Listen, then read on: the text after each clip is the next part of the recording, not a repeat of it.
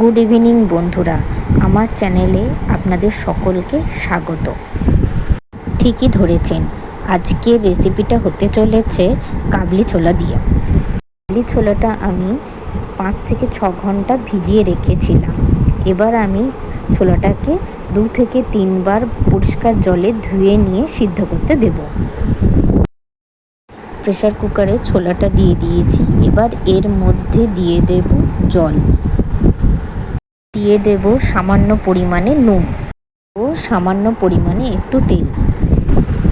দেওয়ার কারণ হলো যাতে সিদ্ধ হওয়ার সময় জলটা বাইরে বেরিয়ে না আসে। 4 থেকে 5টা সিটি হয়ে গেলে গ্যাসের ফ্লেমটা আমি অফ করে দেব।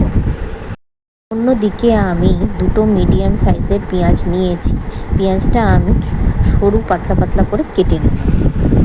আদাও আমি সরু টুকরো টুকরো করে কেটে নিচ্ছি।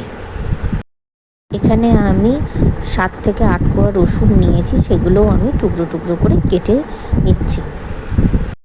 এই আমার গরম হয়ে গেছে। এবার সাদা তেল দিয়ে দিলাম। পুরো রান্নাটাই আমি সাদা তেলে করব, আপনারা চাইলে সর্ষে তেলেও করতে পারেন। এর মধ্যে কেটে রাখা পেঁয়াজ, আদা, রসুন সব কিছু আমি দিয়ে ভাজবো। দিয়ে দেব 2টো শুকনো লঙ্কা, দিয়ে দিলাম 10-12টা কাজু। এবার খুব ভালোভাবে ভেজে নেব। সমস্ত উপকরণগুলো আমি ততক্ষণ ভাজবো যতক্ষণ না এগুলোর কালার হালকা চেঞ্জ হচ্ছে। ভাজা হয়ে গেলে সমস্ত উপকরণগুলো একটা পাত্রে তুলে রেখে ঠান্ডা হতে দেব। আমি একটা মশলা তৈরি করে নেব। তার জন্য লাগবে আমার 2 চামচ টক দই আর 2 চামচ মালাই। মালাইয়ের পরিবর্তে আপনারা ফ্রেশ ক্রিমও দিতে পারেন। এরপর আমি এর মধ্যে দেব হলুদ গুঁড়ো, দিয়ে দেব 1 চামচ ধনে গুঁড়ো ও 1 চামচ জিরে গুঁড়ো। এখানে আমি 2 চামচের মতো কাশ্মীরি লঙ্কার গুঁড়ো দিয়ে দিলাম। গুঁড়ো মশলা আর টক দইটা আমি ভালোভাবে এখানে মিশিয়ে নেব যাতে কোনো রকম ক্লাম্পস না থাকে। এবার আমি এর মধ্যে দিয়ে দেব নুন। নুনটা আপনারা আপনাদের স্বাদ অনুযায়ী দেবেন। দিয়ে দেব সামান্য পরিমাণে চিনি। চিনিটা দিয়ে দেওয়ার পর আবারও আমি খুব ভালোভাবে সমস্ত মশলাগুলোকে মিশিয়ে নিচ্ছি। ভেজে রাখা পেঁয়াজ, আদা, রসুনটা আমার ঠান্ডা হয়ে গেছে। এবার মিক্সিতে দিয়ে খুব ভালোভাবে একটা ফাইন পেস্ট করে নেব। পেঁয়াজ ভেজে রাখার পর যে তেলটা অবশিষ্ট ছিল সেই তেলের মধ্যেই আমি গোটা গরম মশলা ফোড়ন দিয়ে দিলাম, আর দিয়ে দিলাম সামান্য পরিমাণে গোটা জিরে। এবার ফোড়নের মধ্যে আগে থেকে বেটে রাখা যে পেঁয়াজের পেস্টটা ছিল সেটা আমি এখানে দিয়ে দিলাম।